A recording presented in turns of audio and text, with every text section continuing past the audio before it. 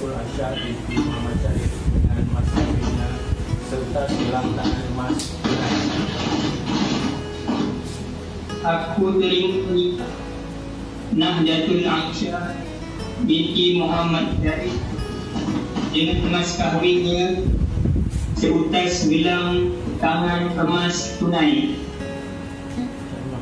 Okey, saksi macam mana? Alhamdulillah. Alhamdulillah. Alhamdulillah. Hari ini hanya beberapa perkara dengan penerapan ada. Maka termakailah wakil dan hati yang berputra suami yang buka kepada Nahdatul Aisyah. Jadi sebelum kita ke lepas tahun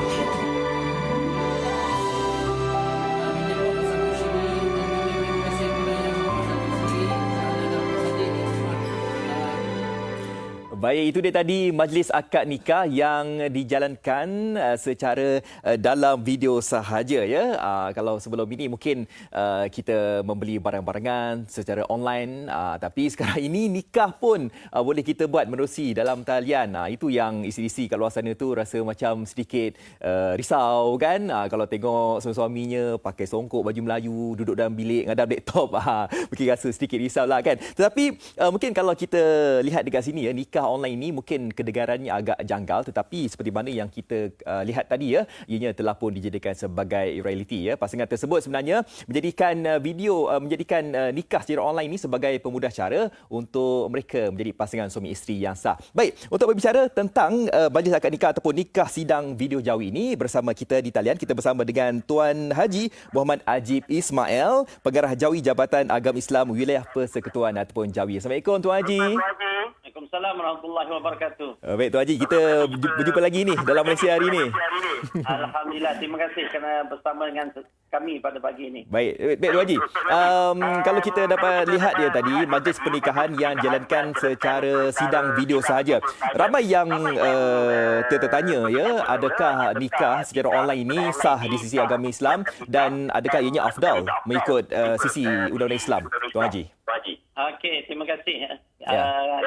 Pernikahan di wilayah persekutuan secara sidang video ini adalah menepati muzakarah jawatankuasa fatwa peringkat kebangsaan yang telah dibuat pada 15 hingga 17 Disember 2011 ya, yang telah membincangkan tentang keharusan pernikahan secara sidang video dan berdasarkan kepada perbincangan hukum, ianya memenuhi syarat dan telah dikatakan keharusannya kerana apa? Adanya satu semuanya terlibat dalam satu majlis itu sendiri dan menepati rukun nikah di mana adanya wali, adanya calon perempuan, adanya saksi dan adanya calon lelaki dan adanya proses ijab dan qabul dalam secara langsung dan secara jelas tanpa ada rasa keraguan ataupun sebagainya.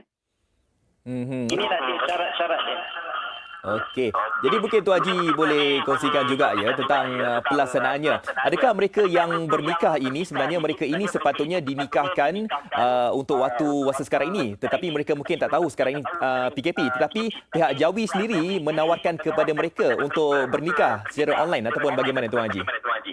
Dia begini, sebenarnya inisiatif ini sebenarnya adalah berdasarkan kepada apa yang calon-calon lelaki dan perempuan yang telah pun membuat permohonan dan menghubungi kami. Di mana seramai lebih 200 orang calon lelaki dan perempuan yang telah mendapat kebenaran untuk berkahwin sebelum tempoh Perintah Kawalan Pergerakan. Di mana kebenaran itu telah diberikan dan akad nikah mereka terpaksa ditangguhkan kerana PKP dan memenuhi peraturan yang telah ditetapkan oleh kerajaan. Setelah beberapa minggu berlalu, adalah permohonan-permohonan yang kita lihat mereka ni memohon agar dipertimbangkan. Dan apabila kita merujuk kepada peringkat negeri dan juga kita merujuk kepada peringkat jawatankuasa muzakarah fatwa peringkat kebangsaan yang telah bersidang pada 2011, yang telah mengharuskan tentang nikah secara sidang video itu. Jadi perkara ini telah dirujuk kepada Yang Berhormat Menteri di Jabatan Menteri dan kita telah membuat ketetapan itu di mana ini hanya diberikan kepada yang telah mendapat kebenaran nikah sebelum PKP sebenarnya. Dan permohonan nikah untuk permohonan yang baru sebenarnya tidak ditangguhkanlah, tidak dibenarkan. Ini yang pertama. Yang keduanya ialah dia mesti bila memohon untuk menikah secara bidang video, dia mesti memohon juga kepada kami kelulusan untuk nikah secara sidang video itu.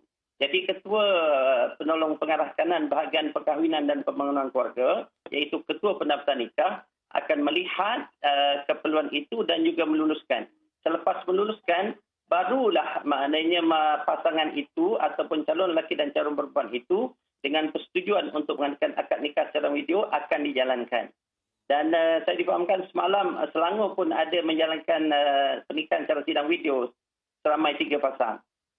Ya, betul tu ya. Dan kita harus ingatkan juga kepada kalian di luar sana, sehingga untuk anda yang berada di Kuala Lumpur dan juga Selangor, seperti mana yang Tuan Haji katakan tadi, bahawasanya kalau kita ingin melakukan majlis pernikahan menerusi sidang video, kita harus mendapat kebenaran nikah terlebih dahulu. Dan seperti mana yang Tuan Haji katakan tadi, untuk mereka yang berada di Kuala Lumpur, sebenarnya mereka telah pun memohon untuk melakukan majlis pernikahan sebelum PKP lagi, kan? Disebabkan PKP ini mereka harus bernikah secara sidang video. Jadi kalau kita lihat ya Tuan Haji, kalau misal kata mereka yang ingin bernikah secara sidang video, saya perhatikan ada alat-alat yang digunakan dalam sidang video tersebut. Dan adakah ianya mungkin merupakan salah satu daripada perkara wajib anda kata kalau kita tidak bernikah secara sidang video, Tuan Haji?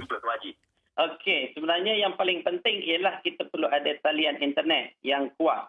Yang kedua, kita perlu ada paling kurang pun smartphone, di mana smartphone ini memudahkan untuk kita berhubung. Dan yang ketiga, aplikasi yang kita gunakan ialah aplikasi Skype for Business yang diiktiraf oleh pihak jabatan, dan insyaAllah tidak akan berlaku penipuan. Dan yang keempatnya, kita perlu meyakini bahawa dan pegawai kita akan melihat daripada sudut orang yang terlibat itu adalah orang yang tepat. Sebagai contoh, makna pendaftar itu adalah pendaftar kita. Yang kedua, calon lelaki itu disahkan bahawa dia adalah calon lelaki, calon wanita dan juga wali serta 2 orang saksi. Dan dalam proses ijab dan kabul itu sendiri, kita perlukan alat yang sesuai. Kerana apa? Kita tak nak berlaku isu di mana internet lemah ataupun sebagainya. Dan tidaklah perlu sangat, apa kata orang tu, TV LED besar. Tak perlu sangatlah. Tetapi yang boleh menghubungkan kita dan jelas bahawa kita secara langsung bersama pada ketika itu, ketika lafaz ijab dan kabul itu sendiri. Jadi ketika lafaz ijab dan kabul itu telah pun dikatakan ataupun telah pun diucapkan, andai kata ada berlaku gangguan-gangguan teknikal, tiada isyarat dan sebagainya, bagaimana proses itu? Adakah proses itu harus diteruskan juga ataupun harus menunggu isyarat atau bagaimana? Saya pasti mungkin tidak sah majlis pernikahannya, Tuan Haji. Okey, di situ apabila berlaku gangguan, contohnya internet lemah ataupun berlaku gangguan mungkin suara tak jelas ataupun berlaku gangguan gambar hilang, atau maknanya kita akan mulakan semula. Tetapi mulakan semula dalam konteks lafaz ijab dan kabul saja. Sebagai contoh, katalah wali dengan lafaz saya nikahkan dikau dengan si fulan dan binti fulan dengan mas kahwinnya RM100 tunai. Lepas tu berlakulah gangguan sebagai contoh, dan calon lelaki sendiri bila jawab tidak jelas, kita akan minta proses itu diulang sekali lagi.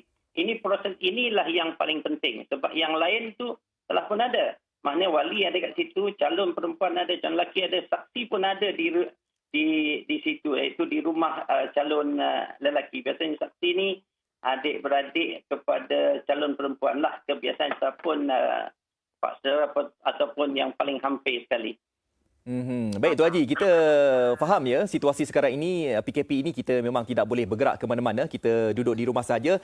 Sebab itulah sebenarnya sidang video ini dijadikan sebagai pemudah cara. Tetapi andai kata PKP ini telah pun berakhir ya, tetapi ada mungkin pasangan yang nak bernikah secara online ataupun sidang video ini, bagaimana nasihat Tuan Haji? Adakah ianya diharuskan ataupun bagaimana Tuan Haji?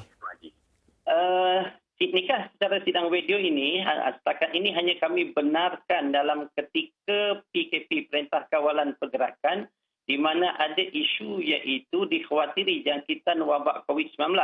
Jadi selepas tempoh PKP ini berakhir ataupun wabak COVID-19 ini berakhir, kita akan menjalankan upacara akad nikah secara biasa. Kecualilah ada beberapa perkara-perkara yang telah pun dibahaskan dalam jawatan kuasa muzakarah fatwa peringkat kebangsaan. Yang itu yang kita akan rujuk dan juga yang dibahaskan di peringkat negeri Wilayah Persekutuan.